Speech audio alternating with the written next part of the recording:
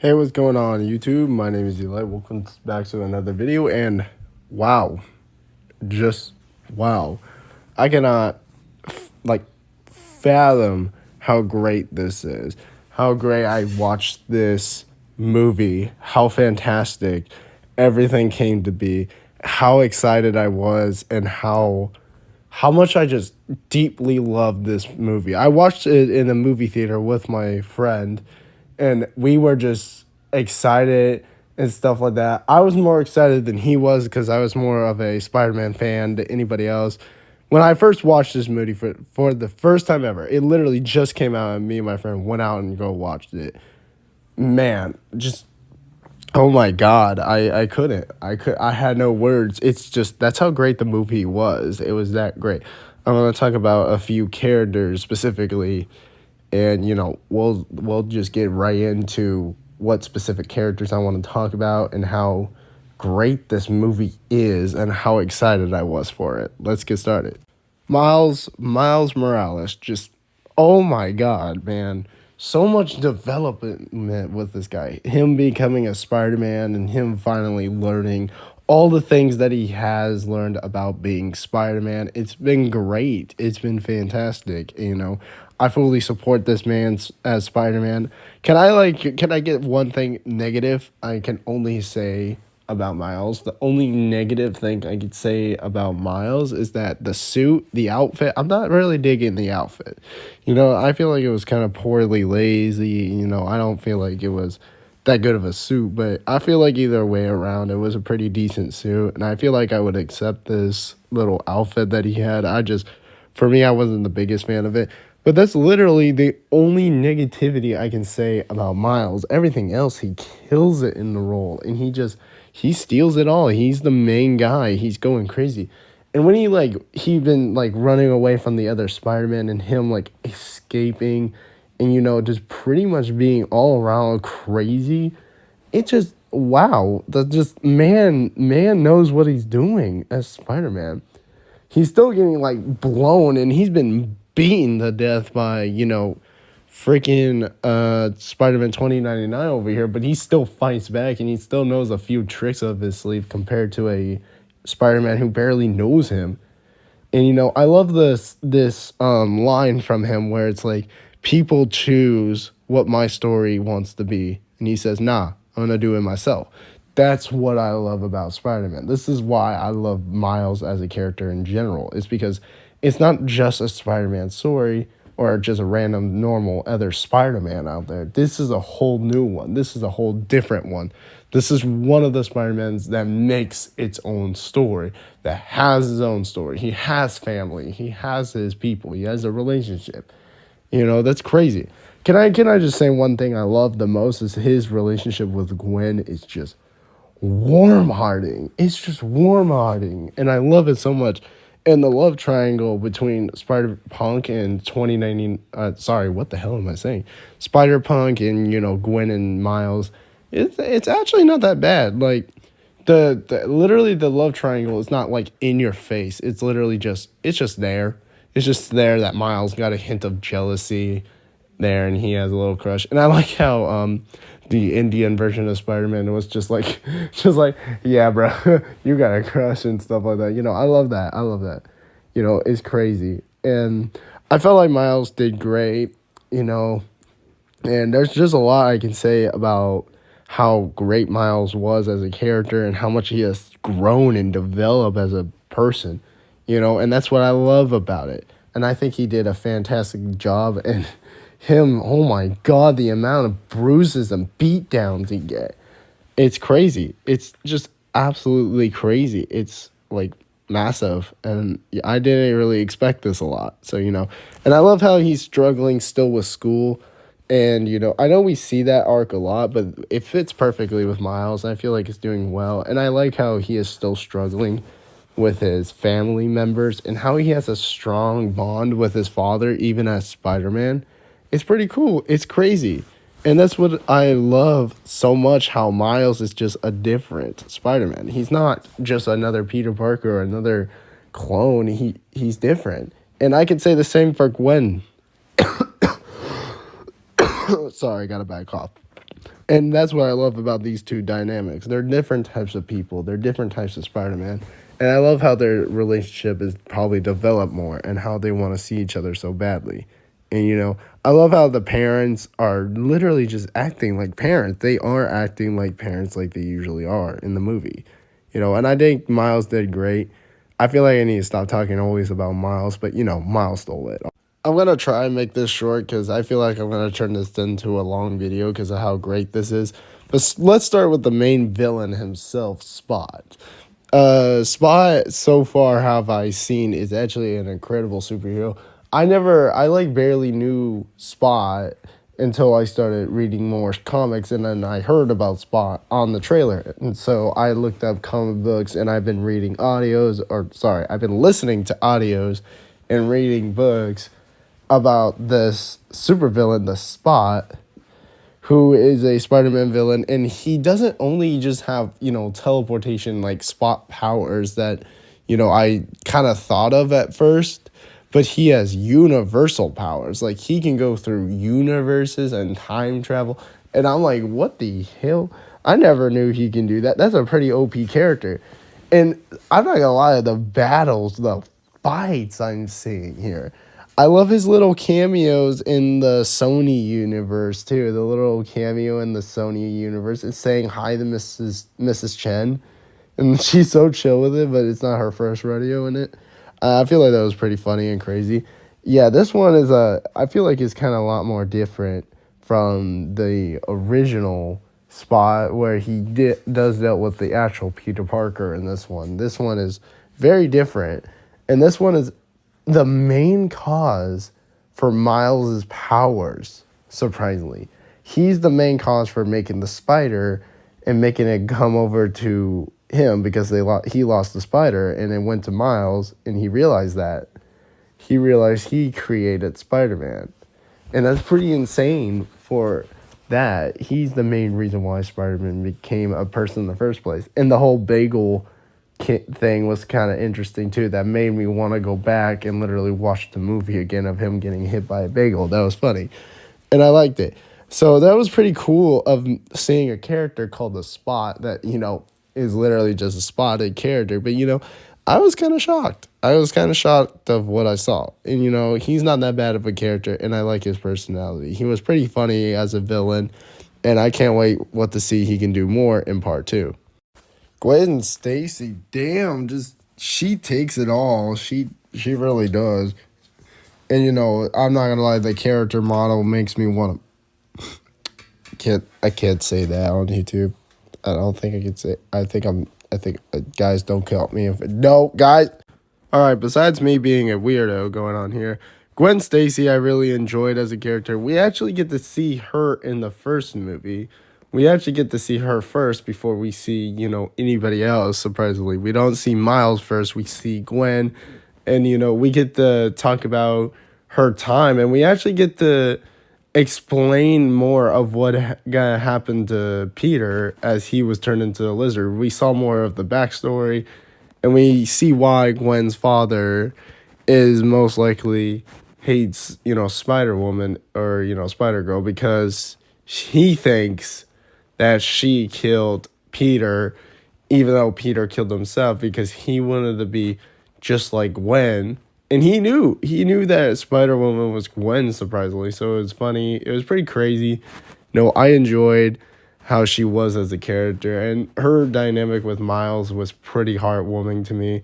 The whole thing with her father, too, almost at the ending where she talks to her father and grieves him, and they actually comfort each other, and she has to explain how it wasn't her fault for killing Peter because her father figured out that she was Spider-Man or Spider-Woman at the time, and that it's so crazy to me and stuff like that. And the way she talks to Miles's parents are pretty interesting. It gives me like that.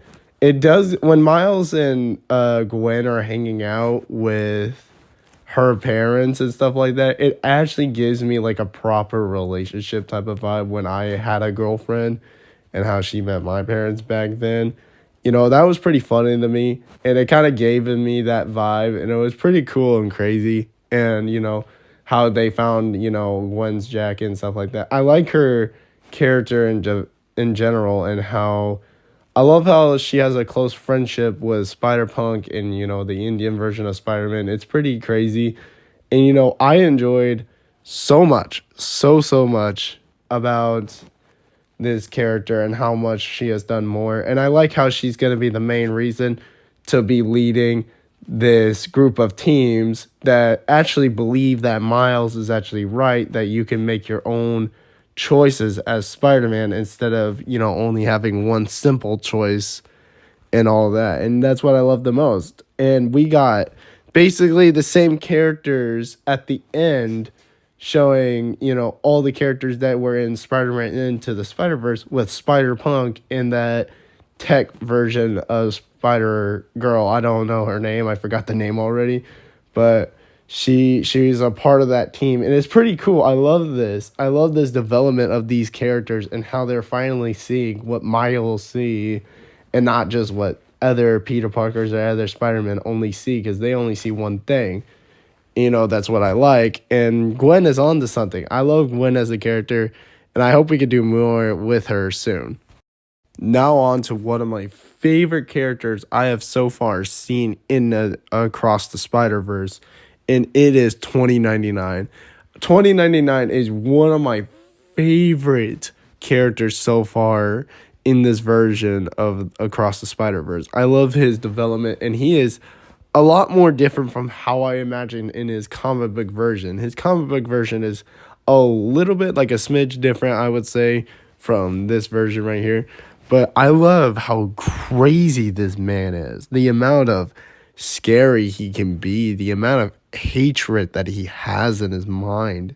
He's the type of guy of brooding and just pure anger. There's something in this man that he regrets, but he's like, all right, I got to protect this world. That we only have one job and we have to accept that. Is that the funny thing is that they only see, like he only sees one thing, and only one thing only, of being Spider-Man. And, it's pretty interesting to me how much of a character he is. And I can't. He's not only the main villain, or not really, he's not really a villain. He's a hero, but he sees him, but he's kind of more of a villain because he's going after Miles and probably the others who are going up against him. In this version, I can't stand how 2099 is just the most menacing character, or the most menacing Spider-Man I have so far ever seen, compared to, like the Superior Spider-Man, and compared to, Venomized Spider-Man. Both of those characters are menacing characters. But this version of 2099 is another level. And, he speaks a lot, and, I can't stand how much different that he kind of is a bit, in a way. I like his design too. His design is a little bit different from the comics look, but I actually really like it. I'm not a big fan of the cape. The cape doesn't do it for me, but the other designs do it for me. I like how in this one he is supposed to have more of a futuristic looking suit compared to the one he has in the comic, which is just a Day of the Dead suit. It's not really a futuristic suit. So I like how they decided to add that. I prefer 2099 to be more of a futuristic suit than a Day of the Dead suit. And, I'm not a big fan of that. So I like how they make it more futuristic. And I can't wait to see what this guy can do in part 2, because I seen all the crazy stuff that he can do in the trailers and stuff like that. But now we see more in the movie, and I can't wait. I can't wait to see more of this guy's anger. But there's still a good side to him. There's still a lot of good side to him, even if he has all this hate in him, all this hatred and the evil in him. But, I feel like he does better. And, I love him as a character, and I feel like he did great so far as, 2099. And I feel like so far he is one of my favorite characters in the movie because of how menacing, how insane this man is. But he thinks that this is how the world is if anybody does this to this Spider-Man universe, it's gonna get all janked up. But here's the thing, he doesn't see the true picture to it. And, Miles needs to direct that. So I feel like that's a pretty cool thing. And he says some things that's just wild. So far, he has been my favorite character in the movie itself. And, I hope we get to see also more of him in part two, which we obviously will since he's the third main guy in this. So, I'm pretty stoked for this. The growth of Peter B. Parker. Peter B. Parker has changed a bit, and I loved how he's been more shown as a father recently, and I love that. And I gotta say, Mayday Parker is just adorable. I love Mayday Parker so much, and I like how we get to see a little bit more of MJ shown just a little bit more and how it just affects Peter a lot of how much he really truly loves MJ in a way, and him showing up to talk to Miles and try to speak through him, trying to tell him how this is wrong and stuff like that, and probably realizing that I like how it probably shows that Peter can still learn a thing or two even when he's more experienced than Miles. And it's pretty great to me of how much it shows that Peter has changed. And you know what? I want to say, I never told people about this, but funnily enough, I like to say this is my definitive Spider-Man right here. This is my definitive, original 616 Spider-Man. I would say this is my version of Spider-Man. And, I love him very much as a character, and I just love how much he's gotten older, how he has a kid now, and I still, once again, enjoy the fatherly figure that he is. I always expected Peter to be such a good father, really, to be honest, when he was in, Into the Spider-Verse. I really liked him and how he was teaching Miles a bit, and it did give me a fatherly vibe or a really good mentor vibe, and I felt like it felt great, and I can see him being a father. And then when we finally see him as a father in the movie, it's good. It's really good, and I love how Mayday is more just no different from her father and has powers too, just like her father. And it seems like Mayday is trying to be like her dad, and Peter's just worried if he can be a bad influence. But it seems like he's developing more as a character, and he's happy to be a dad with MJ. And I love this side of Peter a lot, and I really do. And you know what? So far, this has actually been my favorite depiction of Spider-Man of all time. It always has been and always will be. And, it did great. He did great. And I can never ask for a better Spider-Man ever in my life. But you know what? I enjoy Peter B. Parker. And I hope, and we most likely will see more of how much he has tried to show Miles a good way of life. And I like how he's trying to show him this world. And he's just there just to protect Miles. And he is there to protect this kid too. And I love it too. It's just showing how much more of a father that he is and how much of a person he really is, and I felt like that's a great thing. So I hope we see more of him too. Sadly, there's not much I can say about him, but in all, I can say that he's the same feeling I have for Gwen in some sort of way. And the same feeling I have for him as Miles is that he's been so far a great fan favorite. And so far I liked him in the last movie. And I like him in the new one now. And, I felt like it's great to see him again. And, I'm pretty excited for more and more. And I can't wait to see him in the second film probably coming soon. India's Spider-Man is a very interesting character. And so far, I love him. And I love so much of how he is so funny. He is very quippy. He's like a very... Oh, sorry, I almost burped for a second. He's like a very joyful Spider-Man. He's more excited to be around, and I like the whole chai tea thing. And funnily enough, yes, it is factual. It is not chai tea. You're literally saying TT. It is just tea. Just chai. Okay, don't say chai tea when you're in India. Okay, literally just say chai, not chai tea. Sorry, that bothers me a lot, and I hear that a lot from people. Just don't say chai tea. Okay, but anyways, I'm sorry. This is just too funny to me. But I love so much about this character, and funnily enough, I hope we see just more of him. He's great. He's just funny. I enjoyed how much he is in his like friendship between other Spider-Man. He's pretty cool. I love him, and I hope we do see more versions of that Spider-Man. And I don't know. I don't know if he will be on the rebellious side against 2099 and the other Spider-Man, but I feel like he would because he Miles number one saved the his girlfriend's dad's life, even though that was supposed to happen, and that was supposed to happen, but it didn't affect anything, and he's gonna probably realize, oh wow, maybe I'm wrong about this. Sorry, something very glitchy happened, and we had some technical difficulties. But yeah, like I said, is that maybe he thinks that he's wrong about this, and he can help Miles, and so far. And one thing I love the most about this character is his design. He is way better looking than what he looks like in the comics. In the comics, he's so bland and basic. In this one, he's different and really, really interesting, and I like it.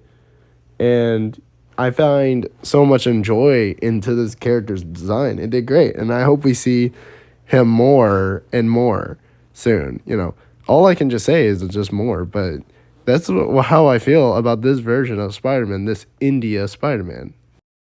Spider-Punk. Okay, what can I say more about this guy? He's just honestly, I just enjoy his entrance just coming out of nowhere and blast this hard music straight to break a barrier. It was dope. Yeah, Miles weakening and all, but he did most of the work. He did most of the work. I expected this character a lot, and I didn't expect too much actually, funnily enough. I just heard that he was gonna be in there and that was it. There was nothing more to it. And then when I finally see him, he's most likely just a character who knows Gwen, and it's very like a friendly friend to Gwen, and he goes out for her, and stuff like that. He's pretty cool of a character. I love his character so much, and I feel like Spider Punk has to be a really really cool design. I like how his art style is very different from the other. It's basically what the theme of his personality in this version of Spider-Man is supposed to be. Very rock and punk, and that's the style it's going for, and it went for that. It's all like switching and changing, which it kind of does confuse me a bit, but I feel like it's just most likely for the reference, and the art style is just reference for specific characters instead of just being like completely every model is the same thing. So I like how this one's different, and I like how much of a character he was in there. And once again, I'm gonna go off about this, but the suit design is so cool. It's so good. And I will admit I am kind of more of a fan of his comic book version suit too. I actually really like his suit in the comics too. It's really good. And I feel like both of the depictions of the suit is really good. Much more I can say about. There's not a lot I can really say more about this, but I'm just like stumbling my words here. But you get my point. Is that I'm really happy about this character, and I like how he joins the rebellion against all the other Spider-Man and all the the other little against 2099. So I like that little part sure in it, but he's doing it just because he has sort of a thing for Gwen. That's at least what I think, but I don't know. Either way, so far I enjoy this character and this design. I think it's pretty epic. So I think they did a good job with Spider-Punk, and I like how he is, and that's how I imagine the Spider-Punk to be. So I like his depiction in this movie, and so far they did good with him. Okay, listen. Hear me out on this. this angsty son of a gun is, funnily enough, a very likable guy, and I like how dumb this guy is in a way. I know that I'm not really that much of a fan of Scarlet Spider, even though I do like his suit. Actually, funnily enough, I actually do like his outfit and his design. It's really cool. And this, I don't want to talk too much about this character. I'm gonna try not to talk too much about this character because he was barely in it. But so far, for those small scenes that he was in, he was still good. And I just like how he's just narrating. He was getting that Parker vibe, but still the angsty version too. And he was blonde as well, so it was great. So I'm not gonna get too deep into this character. I feel like it's kind of messed up that I'm talking about this character and I forgot to even mention Jessica Drew, or the Jessica Drew like version of Spider-Man or Spider-Woman. So, I'll try and talk about her real quick too, but I just want to mention this guy real quick. It's great and funny to me that I like this guy so much. Okay, Jessica Drew. What I gotta say about this character is that she is not bad of a character, and I actually really like her actually so far, and it's pretty epic. And I'm kind of shocked about the whole you know, like shooting webs out of your fingers, which is a interesting design that I never heard of, and that gives me like Toby vibes, but like on another level. And sorry, throat was hurting for a second. But that's like on another level of Toby vibes there. And I find that pretty interesting. Scary, but interesting. I don't know. You're just kind of defecating around the city. But, anyways. I find it interesting and pretty cool to me of how these characters look and seem different. And, Jessica Drew does seem different from her counterpart. And they definitely got the pregnancy right. They got the pregnancy right. But I like that. I like that. They got the pregnancy right, and she kicks butt when she's still pregnant too. So that's crazy. That's crazy seeing another character just flat out able to just kick butt while still being like having a baby in her stomach. So find that interesting, and she's still able to save the universe, and she's just working with 2099, which is pretty interesting. I like the so far development of Jessica and how much she's trying to be so much of a mentor to Gwen in a way. And I like that. I like that so much. And we see so much more about Jessica Drew, and I really enjoy her as a character. And so far they do great.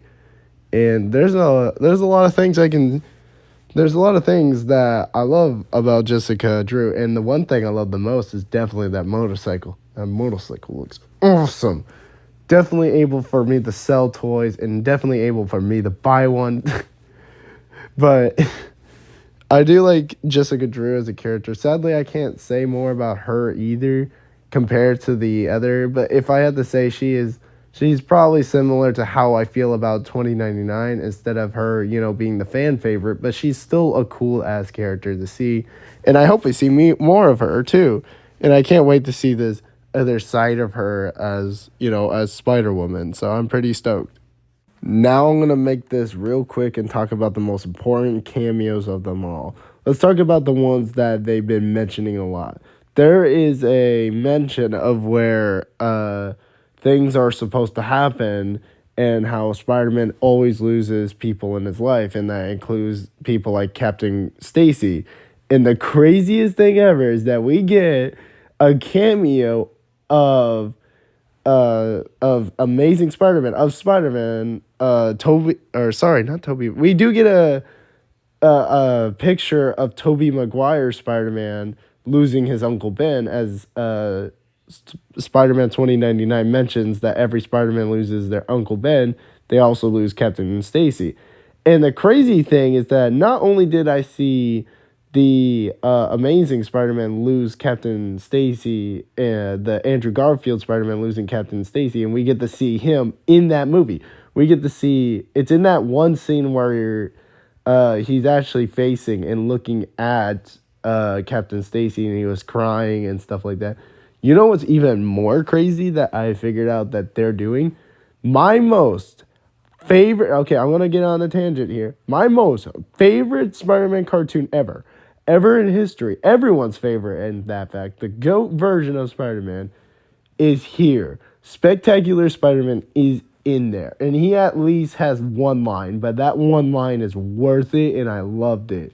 And they did great. They did absolutely fantastic, but they did so good on it, and I'm so glad to see him. The most craziest thing that I saw and heard is that that version of Spider-Man will lose Captain Stacy, which is what? That kind of worries me a bit because we know who Captain Stacy is in that Spider-Man version, and we realize that Captain Stacy knows that Peter Parker is Spider-Man. I feel like it's very blankly obvious that he knows that Peter Parker is Spider-Man. He makes it very obvious that he knows. And it's weird because weirdly enough, that version of Spider-Man is going to lose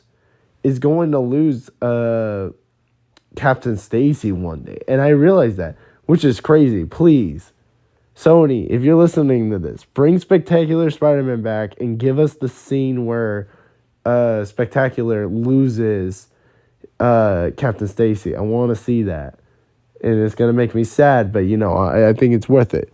But listen, I'm pretty stoked, and I'm glad I did not only get to see Spectacular Spider-Man, but I get to see the Unlimited Spider-Man too. He's been in a few shots, only a few of them, but I feel like it's still worth to see at least a character of that Spider-Man.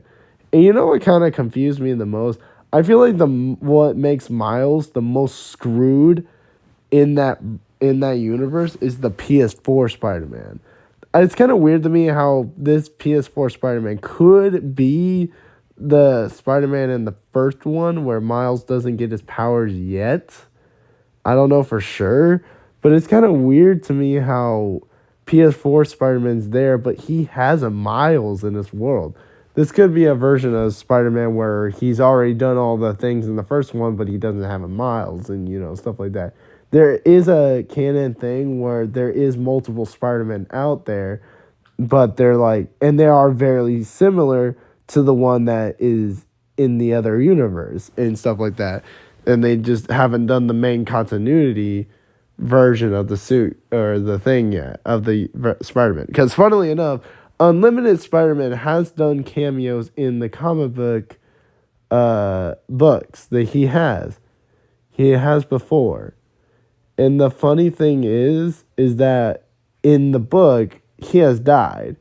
But then he has come back in the other Spider-Man verse. And it's just because those are like remnants. Those are like different variants and versions of a similar Spider-Man. That's similar, but they have smidge different. And, it's kind of weird to me. I'm never a big fan of that type of alternate universe. I just imagine there'd be multiple infinite universes of difference.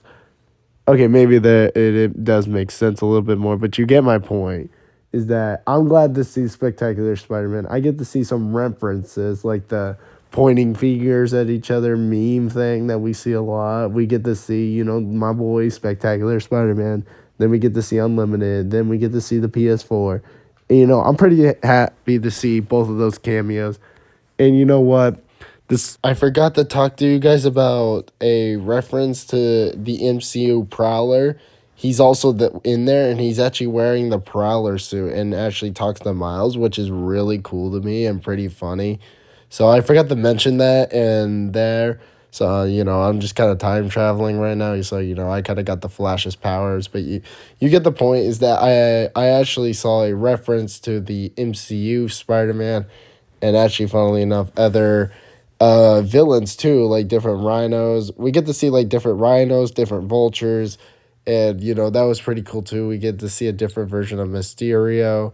Yeah, so that was pretty interesting, and I'm glad we did get to see an MCU reference to the Prowler. We also get to see, of course, that one line that everyone heard. Don't get me started on the nerd from 1999, stuff like that. That was really good, which is the actual MCU reference, which is very cool, and I like that. So, forgot to mention that, and that's pretty much it. And now I'll unpause this video and go back to what I was saying earlier.